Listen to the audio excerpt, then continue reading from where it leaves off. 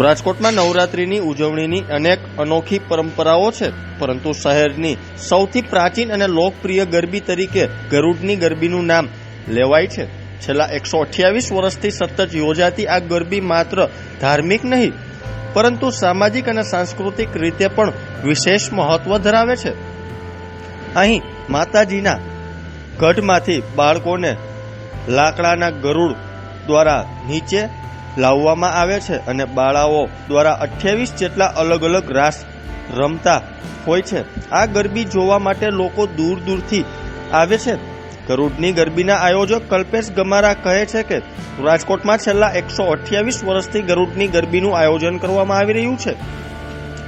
રાજકોટની સૌથી પ્રાચીન ગરબી એટલે કે ગરુડની ગરબી। ત્યારે આવો જાણીએ ગરુડની ગરબીની વિશેષતાઓ।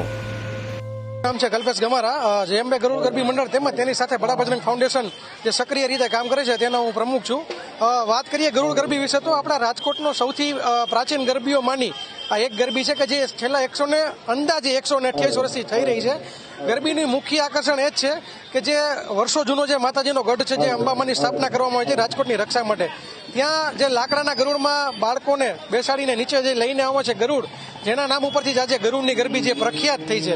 ખાસ કરીને માતાજી સ્વરૂપ 37 બાળાઓ આ ગરબીમાં રાસ લઈ રહી છે। આપની સામે પ્રાચીન રાસો રજૂ કરશે, અમારા કલાકારો જે છે એ પ્રાચીન ગરબાઓ રજૂ કરશે। અને ખાસ એક મુખ્ય જે કહી શકાય કે માતાજીની એક પરચો કહી શકાય કે આ 37 બાળાઓમાં એક થેલેસેમિયા મેજર જે દીકરી છે કે જેને દર 15 દિવસે જેને બ્લડ ચડાવવું પડે છે, એવી દીકરી કે આપણે વિચારી પણ ન શકીએ કે તે નોર્મલ દીકરીની જેમ જ રાસ રમે છે, તેને કોઈ જાતનો થાક નથી લાગતો। તમે જ્યારે પણ એને રાસ રમતા જોશો તો તમને લાગશે કે આનામાં કોઈ જાતની કોઈ બીમારી નથી, એવો એક માનવ પરચો છે જે તમે જોઈ શકો છો। સાથે સાથે અહીંયા ગરબીમાં અમે જુદા જુદા 28 જેવા રાસો બનાવેલા છે। ખાસ કરીને અમારો રાંદલ માતાજીનો રાસ છે, મહાકાળી માતાજીનો રાસ છે, સ્ટેચ્યુ રાસ છે, બહુચરા માતાજીનો રાસ છે, જે જોવા લોકો સૌરાષ્ટ્રભરમાંથી આવતા હોય છે। એટલે આવી અમારી વિશેષ સાથેની ગરબી જે ગરુડ ગરબી જે છે એ કહેવામાં આવે છે। જ્યારથી ગરુડ બન્યું છે ત્યારથી એક અહીં માન્યતા પ્રચલિત થયેલી છે, કોઈ અંધશ્રદ્ધા માટે નથી।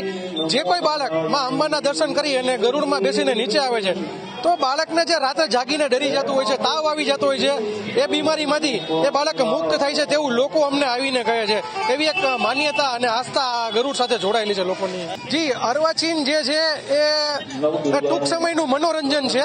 મનોરંજન છે, આપણે કોઈ બી પિક્ચરના ગીત જે હોય ટૂંક સમય માટે આપણે ગમે પછી આપણે ભૂલી જઈએ, એમ થોડાક સમયમાં લોકો અર્વાચીનથી કંટાળી જશે, પણ આ તો આપણો વારસો છે, આપણા બ્લડમાં છે, આપણી સંસ્કૃતિ છે અને જે જાળવવું જરૂરી બી છે, નહીંતર આ આપણું ટકવું મુશ્કેલ થઈ જશે। તો આ જાળવી રાખવાનું અમને ગર્વ છે અને લોકોને પણ કહેશે કે આપ જાઓ, આપ અર્વાચીન ગરબામાં 9 દિવસમાંથી 4-5 દિવસ જાઓ, પણ 5 દિવસ જેટલી પણ આવી પ્રાચીન ગરબીઓ છે ત્યાં દર્શન કરવા, માતાજીના દર્શન કરવા જરૂર જાઓ।